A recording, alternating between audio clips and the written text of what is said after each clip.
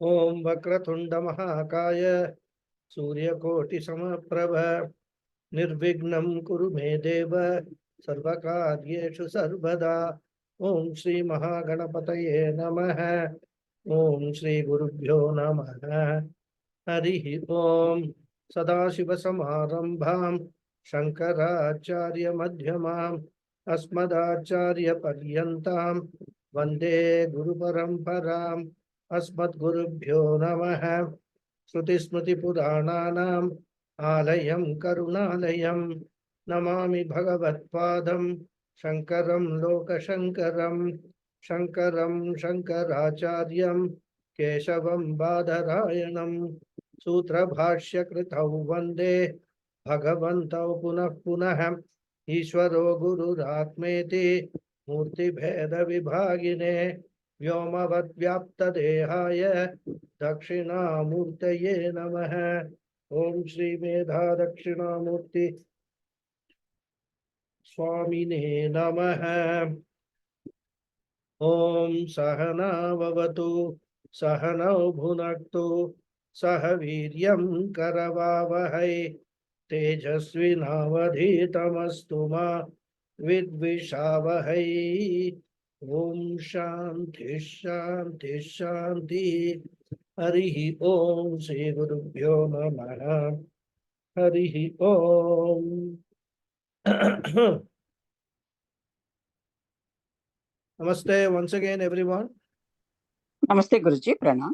Pranam. Guruji. Please mark your attendance. Namaste.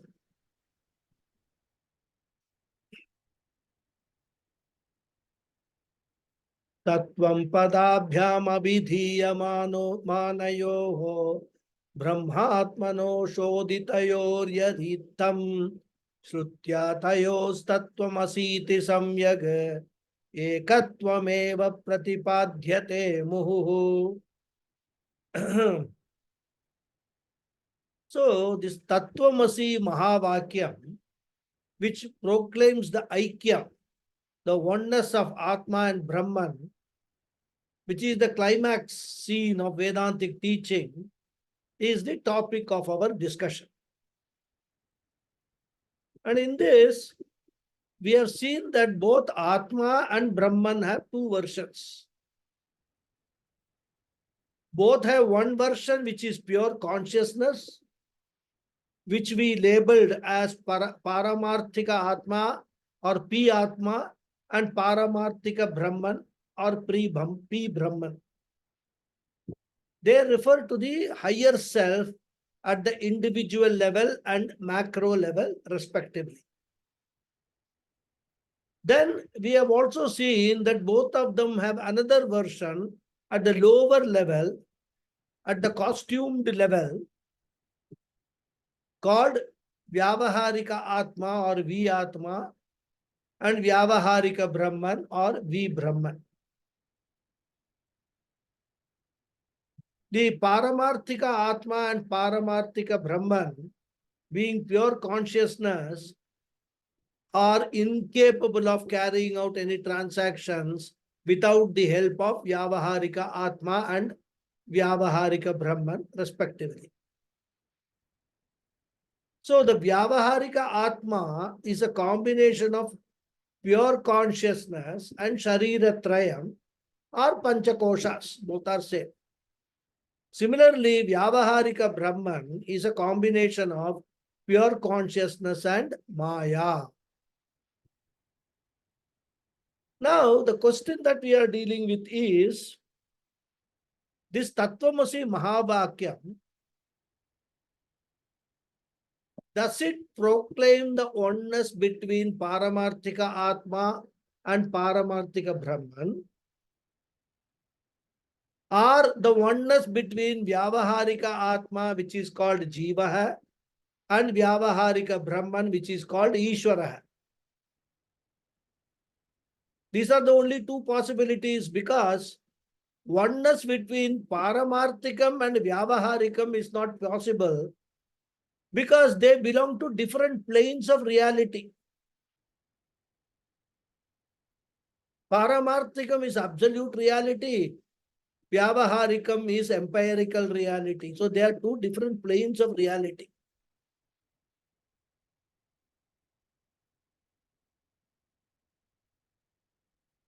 And in our discussions in the last class, we ruled out the possibility of aikyam or oneness between Jivaha, the created individual, who is a karyam, and Ishwaraha, the creator, the karanam, because there are so many differences between the two, very obvious differences. The created individual is finite and perishable, whereas the creator God is infinite and imperishable. And also Bhagavan has got so many virtues like omniscient, omnipotent, omnipresence, etc.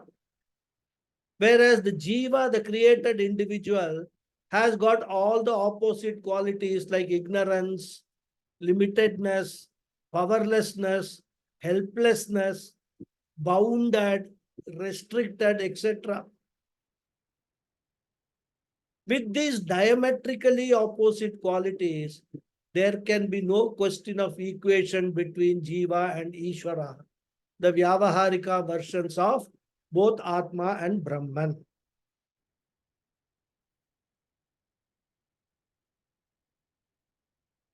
Therefore, the question remains, how can these two diagonally opposite entities ever be equated?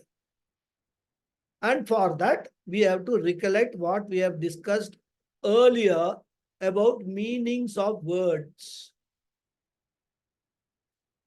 There are primary meanings for a word and secondary or implied meaning. And when the primary meaning doesn't fit in properly, we should not simply reject the words or sentences. Especially these words are all coming from the Vedas, that is from the God himself. So they cannot be just like that, summarily dismissed.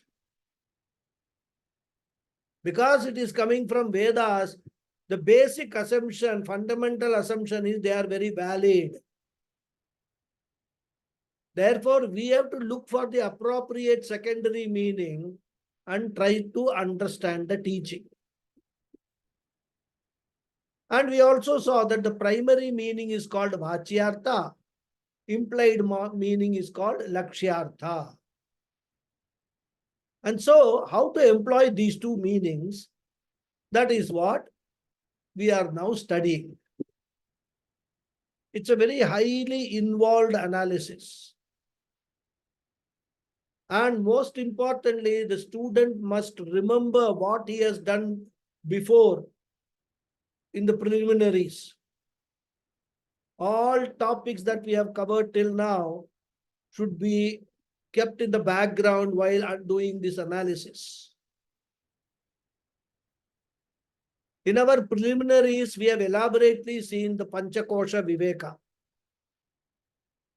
So you have to recollect those topics and cognitively remove all the costumes by repeating to yourself, I am not Annamaya, I am not Pranamaya, I am not Manomaya, etc.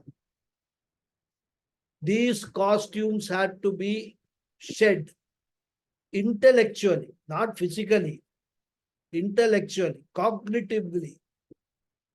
And the student should convert himself from Vyavaharikam Atma to Paramarthikam Atma. And this job is done in the Vyavaharikam plane.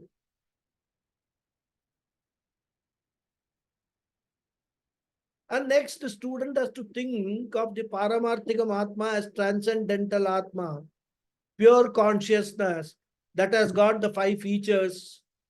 So one should remember all the features, or at least the 5th feature being pure consciousness separated from the body is not available for any transaction. He has to understand that Paramarthikam Atma as himself. All this he can do quickly without much effort if he remembers the previous portions. The student should not say, Guruji, everyone advises that we should live in the present and not in the past. I have followed that advice diligently. So I have completely forgotten all the previous Vivekachudamani classes. Very, very smart student, if he will come up with this. But if that happens, the student will have to either quit Vedanta and start all over again.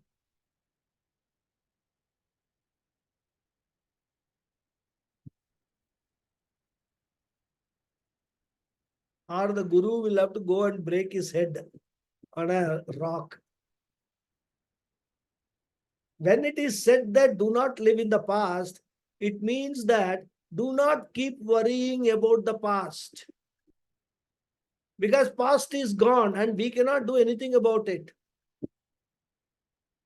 That is the meaning of saying do not live in the past. But past is important for remembering the lessons learned from it. It is only the past experience, the lessons learned from the past experiences can be the best guide for our future planning and future action. And when we say live in the present, it means that your entire focus should be on the present situation and what you should do to manage them. Therefore, if the student remembers the lessons learned in the past, once he mentally sheds the Panchakosha costumes, he will land in Sakshi Chaitanyam, the Bodha Swarupaha. Then his understanding of the word Tvam will be what? Not Vyavaharikam Atma, but Paramarthikam Atma. Similarly, the word Tat. Here also, if you take the meaning as Karanam Brahman or Vyavaharikam Brahman Ishwaraha, the equation is not going to fit as we have just now seen. Therefore, quickly we have to mentally separate Brahman from Maya.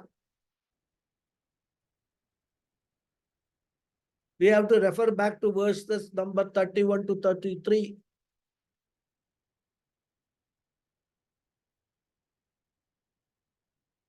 We should quickly remember those verses and undress Ishvara also. Undress means separating from Maya, separating Maya from Ishvara. And then once it is done, Brahman also becomes Paramarthika Chaitanyam again. All-pervading consciousness, the all-pervading existence. Thus you come to Paramarthikam Atma and Paramarthikam Brahman. That equation will sound revealing. That equation will become meaningful. You will realize that it's a mind-boggling equation. Therefore, in technical language, when you take the meaning of Tvam as you, the student, as the Vyavaharikam Atma, which is the commonly understood meaning in English, which we call the primary meaning of the word I, well, that is the meaning taken in common parlance, isn't it? But in this context, we cannot take Vyavaharikam Atma. Therefore, we have to take a contextual secondary meaning, dropping the primary meaning. You have to come to the secondary meaning. You should ignore the Vachyartha and take the Lakshyartha, which is the contextual implied meaning.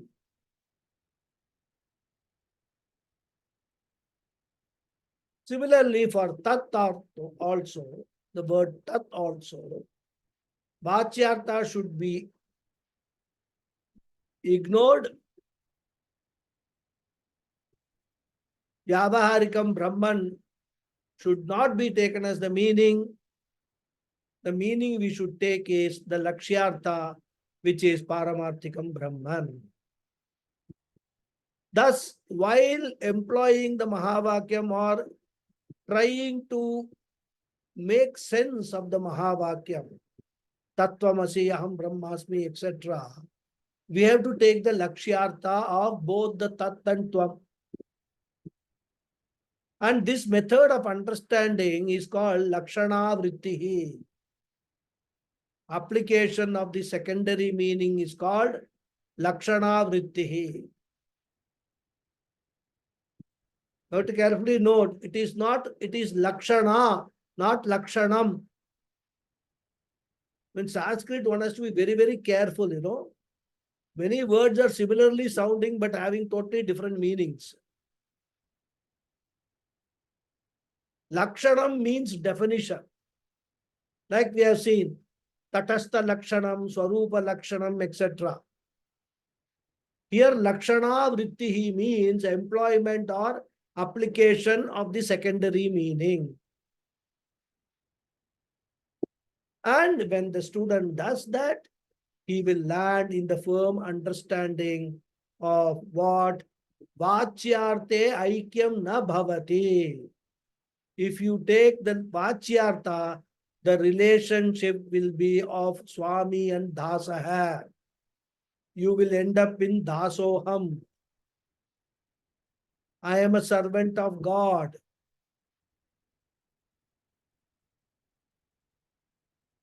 Only if you take the Lakshyartha, the implied meaning, you can say Soham. So Vachyarte Dasoham, Lakshyarte Soham. I am God. I Aham Brahmasmi. That is where the student will land if he takes the Lakshyartha of both Atma and Brahman. And Shankaracharya in the following portions conveys these ideas in a technical language. And therefore, it's always useful to have a background, a detailed background, recalling all the terminologies that we have used or learned.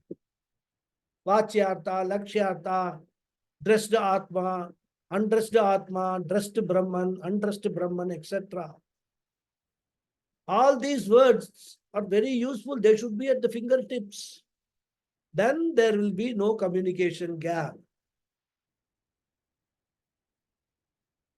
Because in these discussions, understanding what is being taught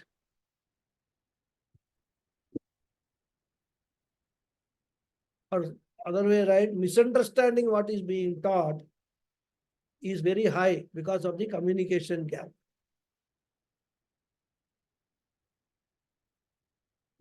In fact, this is highlighted in the Upanishad itself.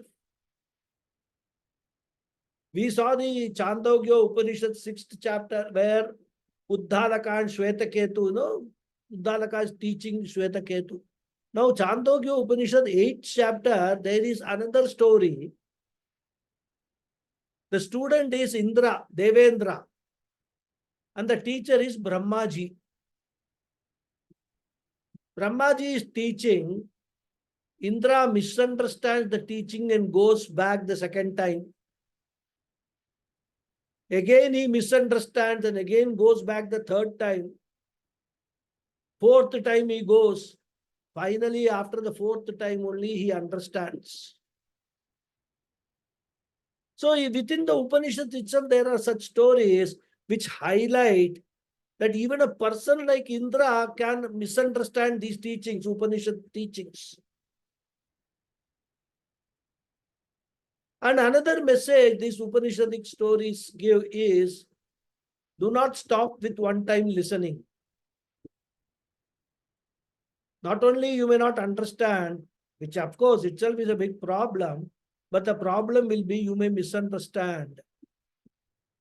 And that is what has happened with other philosophical systems, Visishta, Dvaitam and Dvaitam. They have taken the same Prasthanatrayam as their source texts.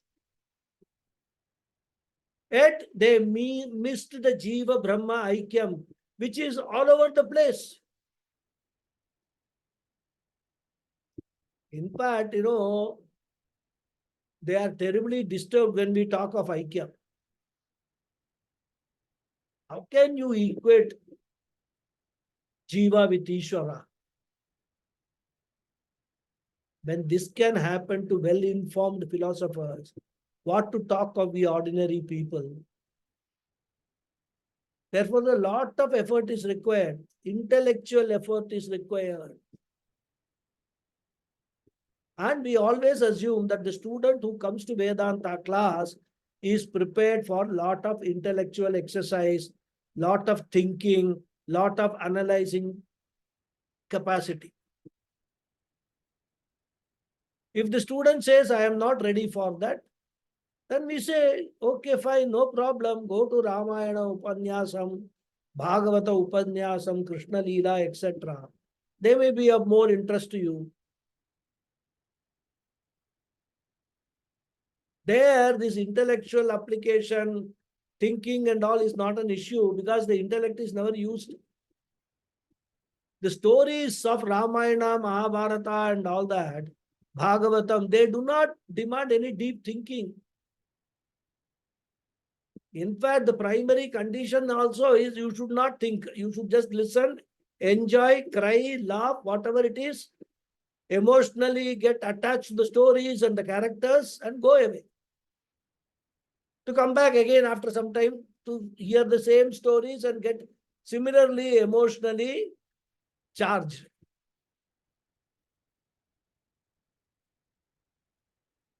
That is why people who listen to Bhagavatam and all that, Saptaham, for 20 years, 25 years, they remain where they are as a samsari only. Having all sorts of kama, krodha, lobha, moha, mada, matsarya, nothing would have changed for them. Therefore, at least I hope that in this class, you all are ready for applying these words now. Lot of background information I have shared. You should use all of them. Now with this, let us look at this shloka. Brahmatmanoho ekatvam eva pratipadhyate. Pratipadhyate means reveals or revealed. It's a pratipadhyate. What is revealed? Ekatvam eva. Again, the word ekatvam should be very carefully understood.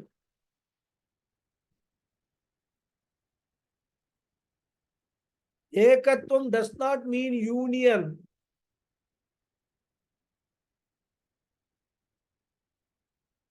It means permanent oneness, permanent non-difference, permanent sameness existing between Brahmatmanoho, Brahman and Atman.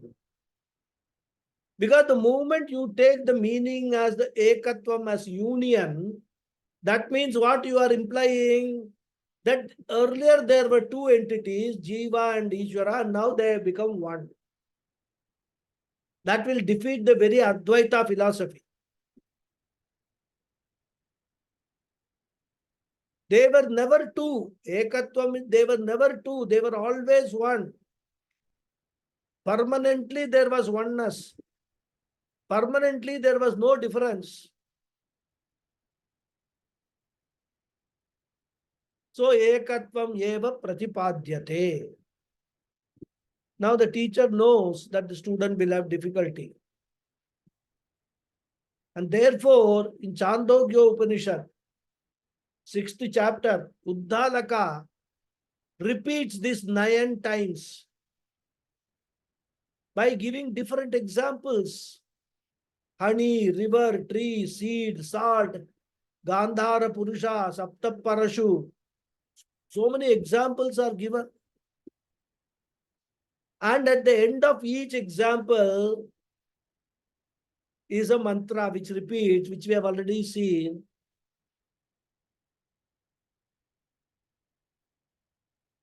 Saya esho nimai tadatmya tadatmyam idagum sarvam tat satyagum sa atma tattvamasi shveta keto.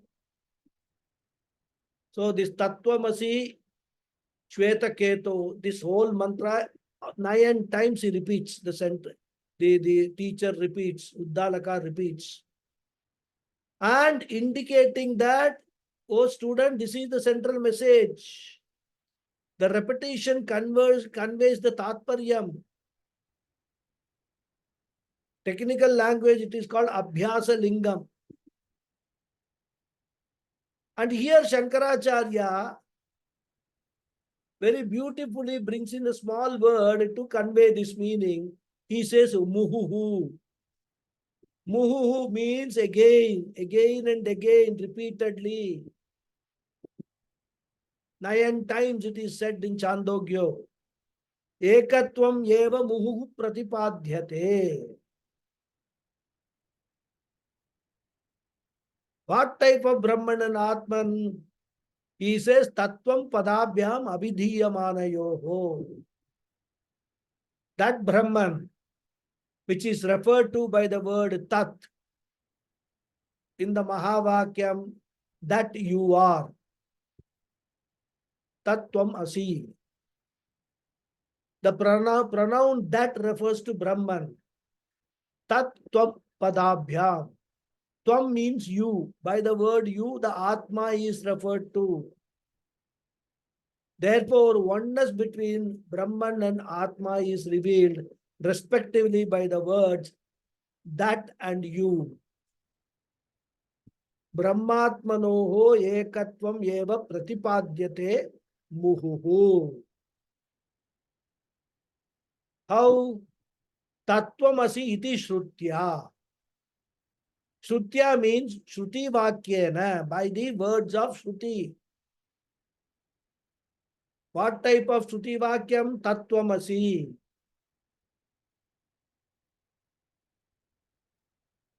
So shrutya tattvamasi iti vakyena, that way also you can take. You have to supply vakyena in that case. That way, that anvaya also you can do. So through this Shruti statement, Tattvamasi, which is called Mahavakyam, through that Mahavakyam, Samyak, clearly, without ambiguity, Itham, in this manner, Brahmatmanoho, of Brahman and Atma, the macro self and the micro self, the total self and the individual self, of the Ishvara and Jiva, oneness is revealed. Ekatvam pratipadyate. And what type of Jiva and Ishvara they are? He says, Shodhitayoho. This is a very crucial word, Shodhitayoho. Because the equation between Jiva and Ishvara is talked about in the Mahavakya. So if you just say Jiva and Ishvara, the problem of whether Paramarthika or Vyavaharika and all will come. So he puts this word Shodhitayoho. Shodhita Jiva and Shodhita Ishvara. Shodhita means cleansed, purified, filtered. So the Jiva also must be put in a sieve and filtered. Ishvara also must be put in a sieve and filtered. Filter what? Their dress or costume.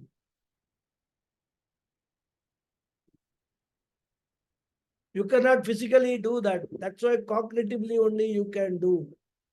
Ishvara minus Maya, Jiva minus Sharira Trayam, you have to do. That is Shodhita. Once we do this, filter out and understand, then there will be no problem. Ekatvam eva pratipadyate.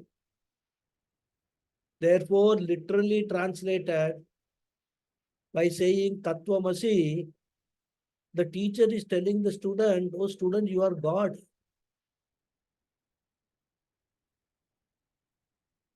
The student's status is suddenly uplifted to that of Bhagavan himself.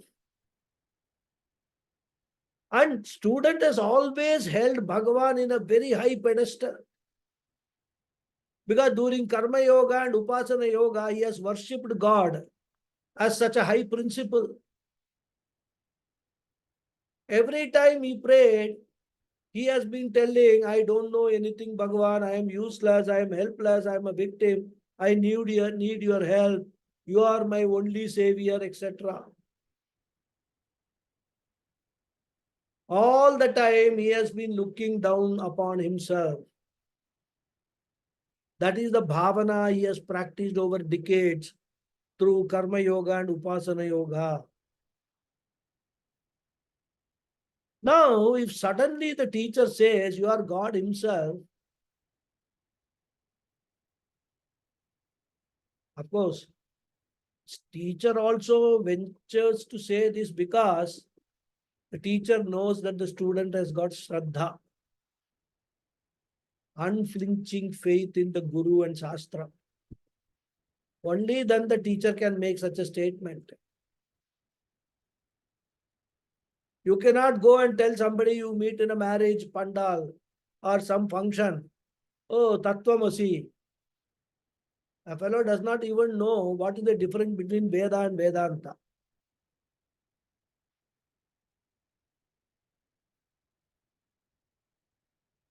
So if you make such a statement to a student who is unprepared, chances are that the student won't come to the next class thinking that something is wrong with this teacher.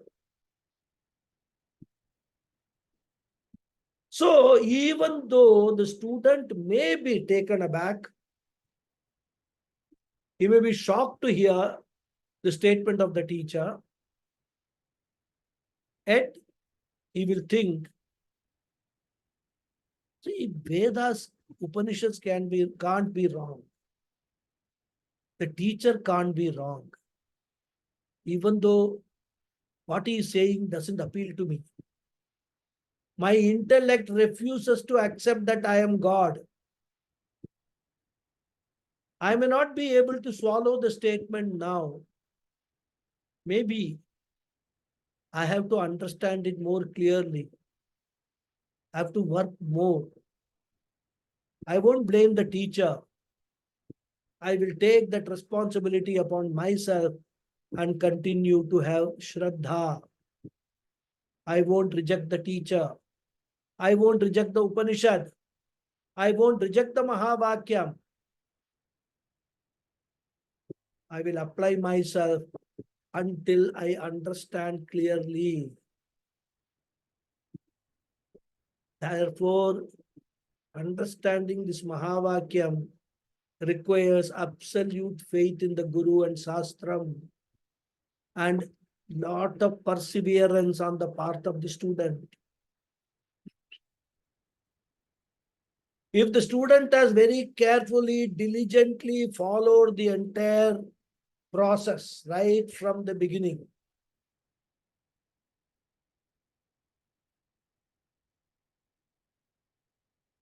he may not find it that shocking when he comes to Tattvamasi Mahavakya.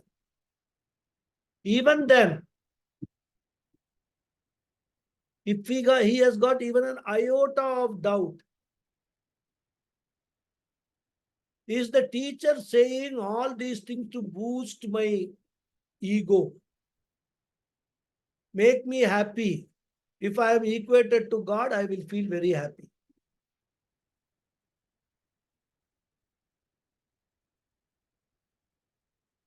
So there should be conviction on the part of the student. Samshaya Rahitam Jnanam should be there.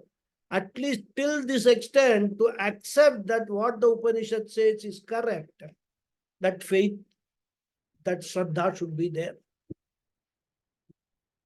And that is the problem with other philosophers or interpreters. When they come to Mahavakyam, when they have been looking at Ishvara as some very high power, cosmic power.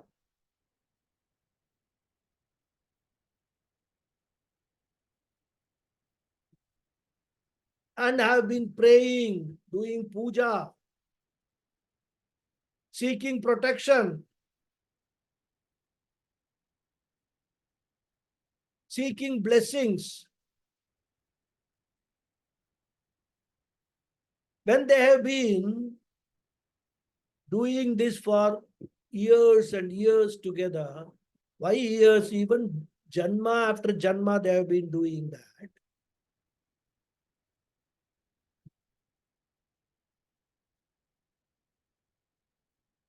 When they come to this kind of a Mahabhagyam, they have lost faith in their Advaita Guru.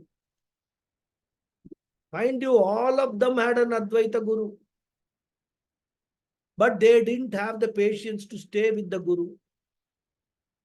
And that is why the very famous debate between Mandana Mishra and Adi Shankaracharya is often quoted.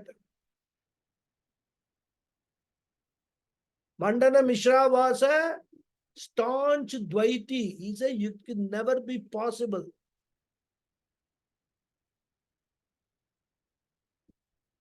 Adi Shankara, staunch Advaiti, saying this is the message of the Upanishads. This is the message of the Vedas. Of course, in that story or in that anecdote, Mandana Mishra eventually concedes to the Shankaracharya's point of view and he becomes his Shishya. So it is not that such people lacked any intellectual skill. They were all highly intellectually proficient.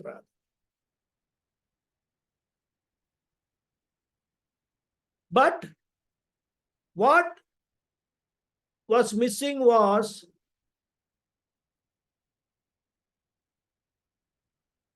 their inability to see past their experiences and see what is not experienced. See their own higher self, understand their own higher self. They were happy to continue to be a helpless individual.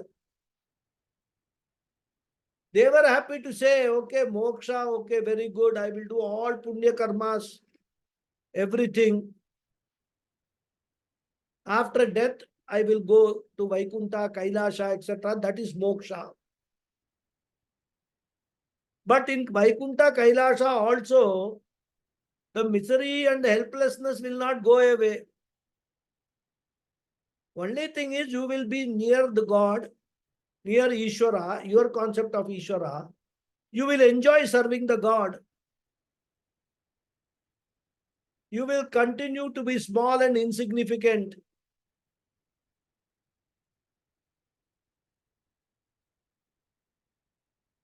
Of course, in Swarga or in Vaikunta, Kailasa, you will have certain advantages. As Puja Swamiji says, you can be the driver of the president, advantageous.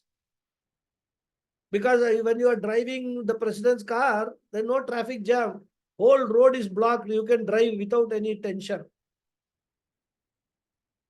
Like that, you can become a driver of God. Still, you will be serving God only. You will continue to be insignificant even in moksha. What will happen?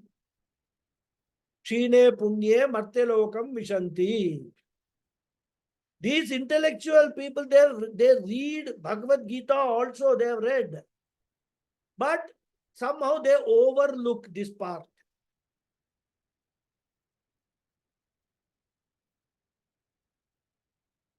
Nobody says that you will not, by doing lot of punya karma, you will not go to Vaikunta and Kailasa, etc. You will go.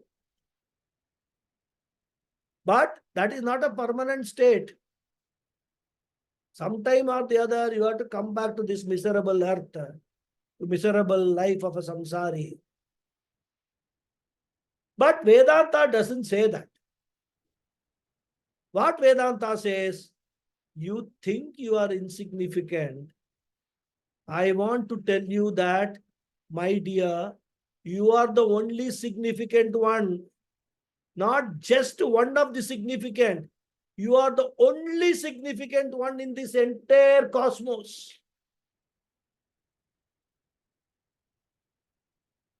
What a wonderful thing to be told. If you persevere with patience, you can analyze the Mahavakyam, you can understand and assimilate it. How to do that?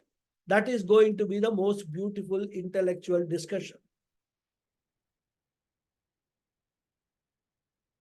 And that is why we give the example. If someone says there is no difference between the wave and ocean, initially you will be shocked. How can a mere small wave ever be the same as a huge ocean? Wave is insignificant and impermanent, appears and disappears. Ocean is significant and permanent. How can they be one?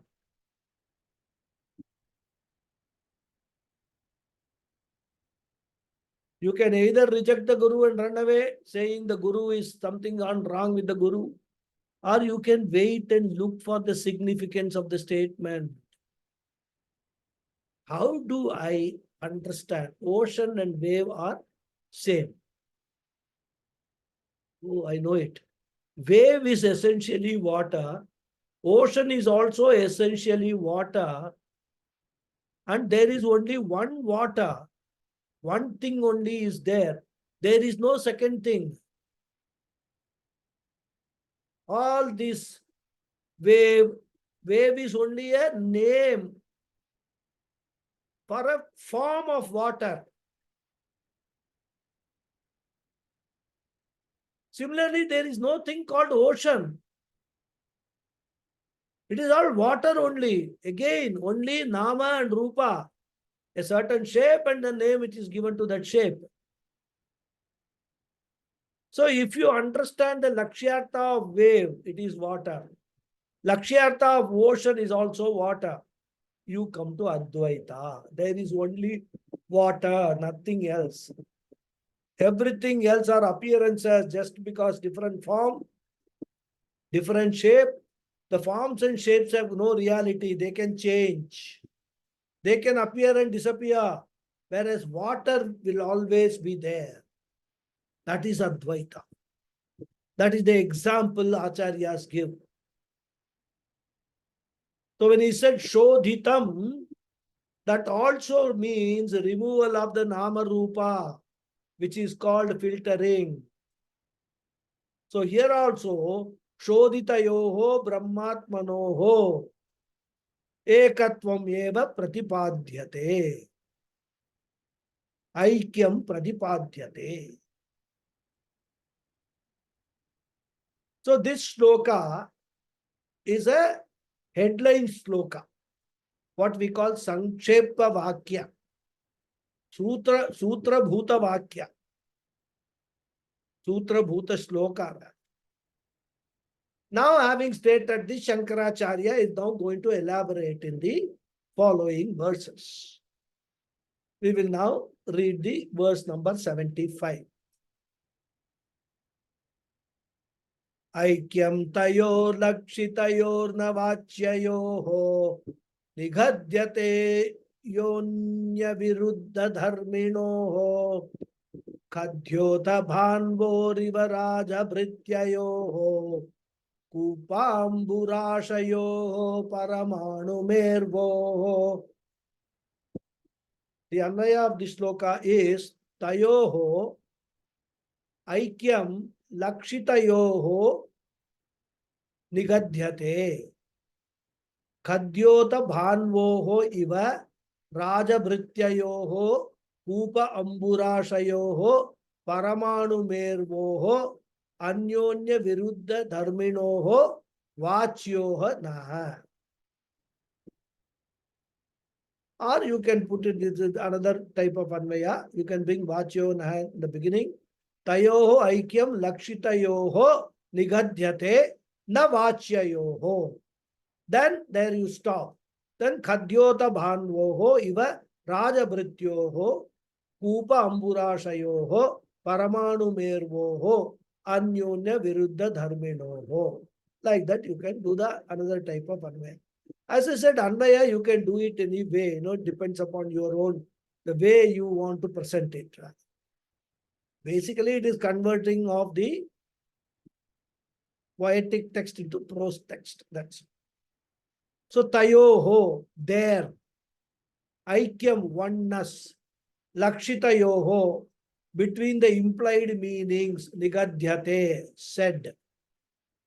Khadyota Bhanvoho Iva, like the glowing worm and the sun. Raja Brityoho, you have to add Iva there also. Like the king and the servant. Kupa Amburasha Yoho Iva, like a well and the ocean. Paramanu Mervoho Iva, like an atom and Mount Meru. Anyonya Viruddha Dharminoho, with mutually opposed qualities. Vachayoho, between the primary meanings, na is not said. So the oneness is said between their implied meanings of tat and tvam. It is not said between the immediate or the primary meanings of you and that, which have mutually opposite qualities, like the glowworm and the sun, the king and the servant, the well and the ocean, and an atom and Mount Meru.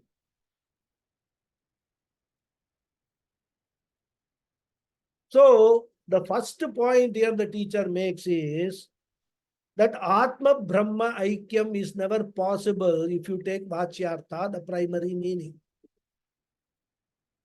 Tayoho Aikyam na nigadhyate. The oneness or sameness of the primary meaning is never intended.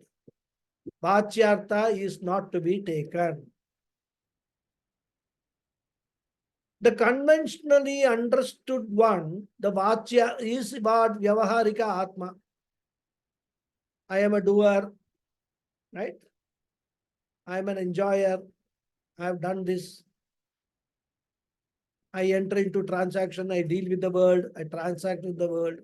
All Vyavaharikam Atma, the dressed Atma with this Panchakosha, which is I along with my Sharira Trayam, with all back pain, front pain, headache, father, mother, so many problems, including recently concluded corona-related problems also. Problems galore only. Life, if you get up in the morning, in fact, many people don't get sleep because of the problems. Some others, they forget the problems and sleep, but next day morning when they wake up, again all problems also wake up along with that. That is the miserable, problem-ridden, prarabdha, victimized, dressed I. That's the Vyavaharikam I. Whereas Vyavaharikam Brahman is Ishvara, who doesn't have any problem. So problem-free Ishvara and problem-ridden Jiva are the Vachyartha of Vyavaharikam Brahman and Vyavaharikam Atma. They can never be equated. Therefore, Tayoho Vachayoho Aikyam na nigadhyate. So their Aikyam is never talked about in the Shastra. Why? Because we have seen earlier, like light and darkness, they are diagonally opposite qualities. How can Jiva and Ishvara, the Vyavaharikam Atma and Vyavaharikam Brahman, be ever equal? They cannot be. It's not only they are not equal, in fact, they are diagonally opposite also. What is the reason? He says, Anyonya Viruddha Dharminoho. They have got mutually opposite attributes. Jiva is Karyam, born the other day, aging. And that aging is telling also.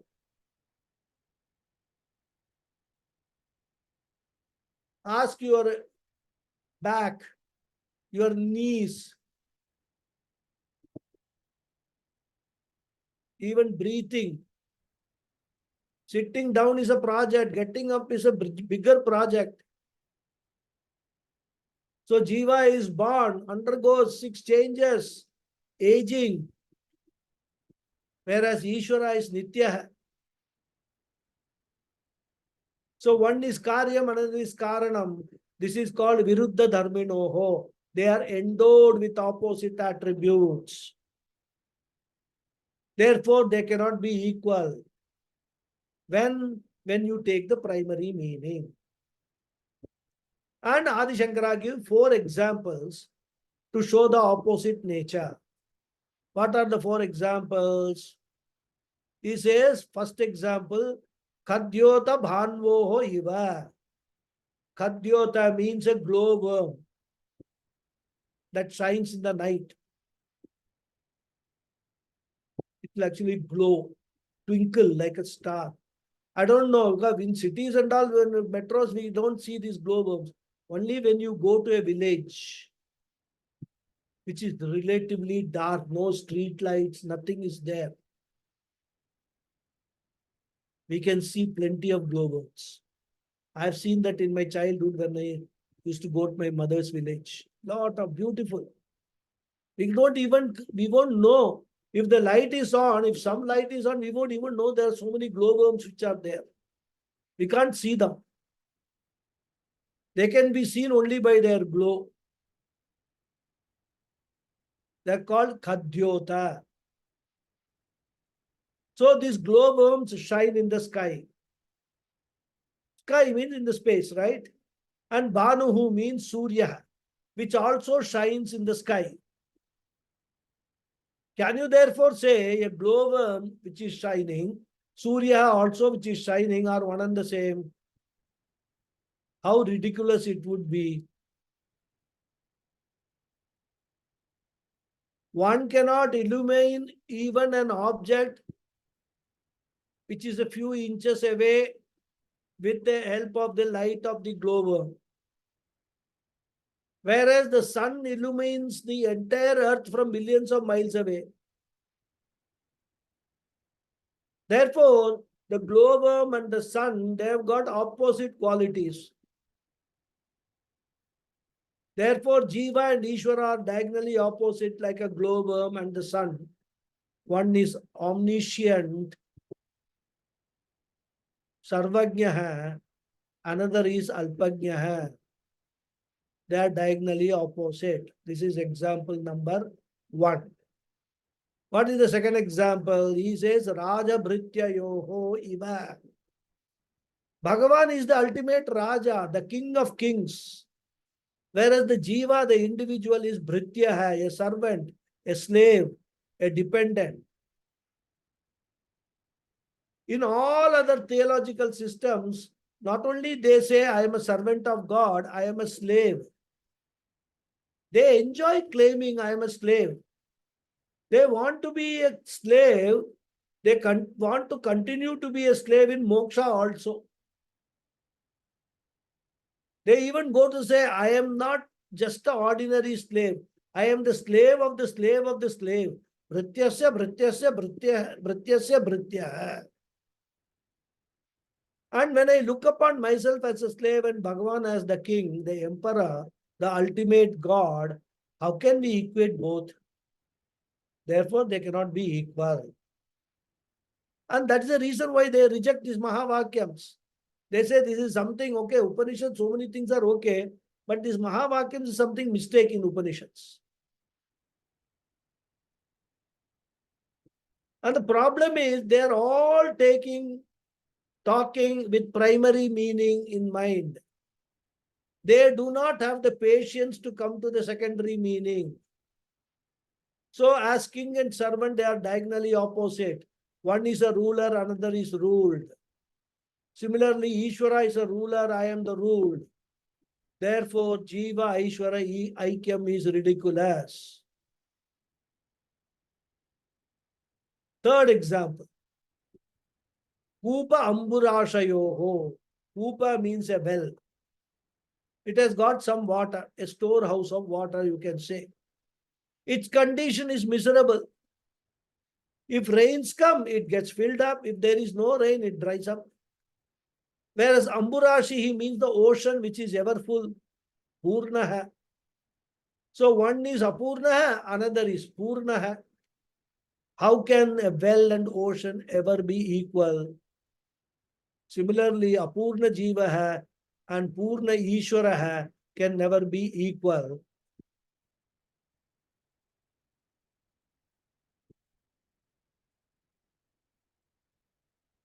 Advaita teacher also says, yes, you are right. If you take the Vachyartha, they cannot be equal.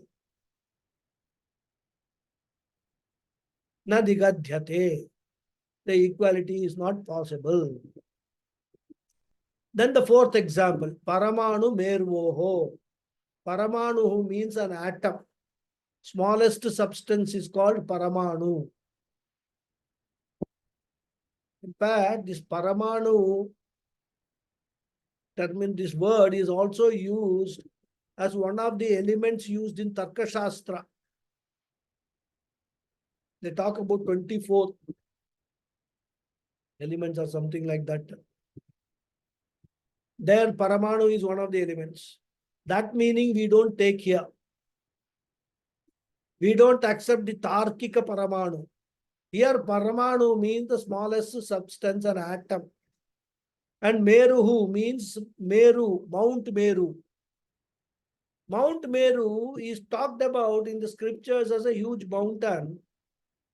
Whether that Meru is existent here or on earth or not, we do not know. Whether it is mythological or factual also, we don't know.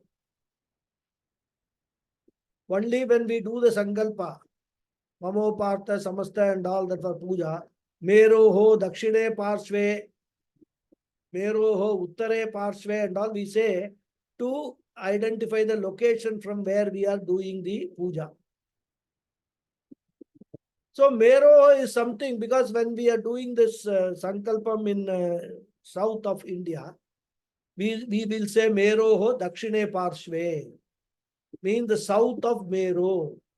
Which means Meru should be something in the north. Then only we are in the south, you know. And that is why some people consider Himalayas as Meru.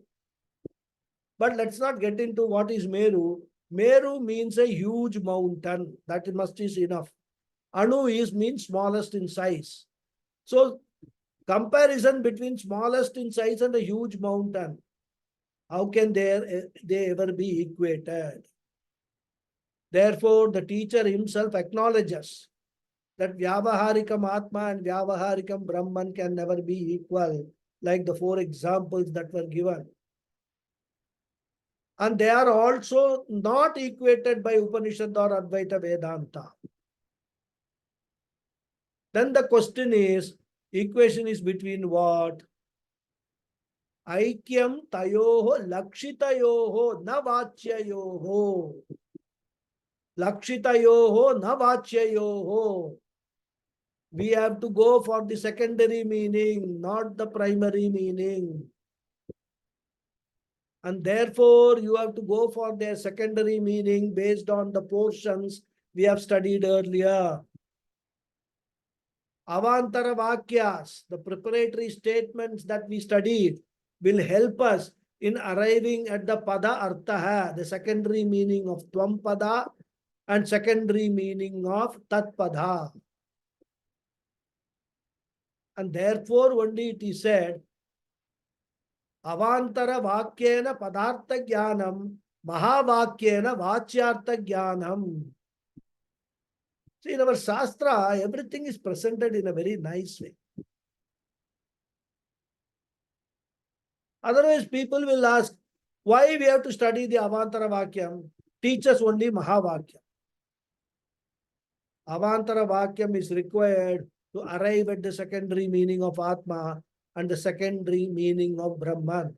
Then alone Mahavakyam will be effective. So, Lakshitayoho. Take the secondary meaning. What is the secondary meaning of I? Pure consciousness. What is the secondary meaning of Brahman? All-pervading consciousness. I, the consciousness behind my body, mind, intellect, and the all-pervading consciousness behind all living beings, both are one and the same. I am not the small consciousness confined to the body, but I am in the body. I am outside the body and also inside the body. Just as space is within the hall also, outside the hall also, in and out. So too, I am in and out consciousness. Where then is the contradiction between the two? Therefore, lakshitayoho nigadhyate. We'll stop here. Continue in the next class. Om Purnamada Purnamidam Purnat Purnamudachyate Purnasya Purnamadhaya Purnameva Vasishyate Om Shanti Shanti Shanti Harihi Om Shri Namaha Harihi Om. Thank you all very much. Dhanyawada. Dhanyawada. Thank you. Thank you very much, Guruji. Namaskaram. Hari Om Guruji. Hari Om. Thank you. Namaskaram. Thank you. Dhanyawada Guruji, Hari Om.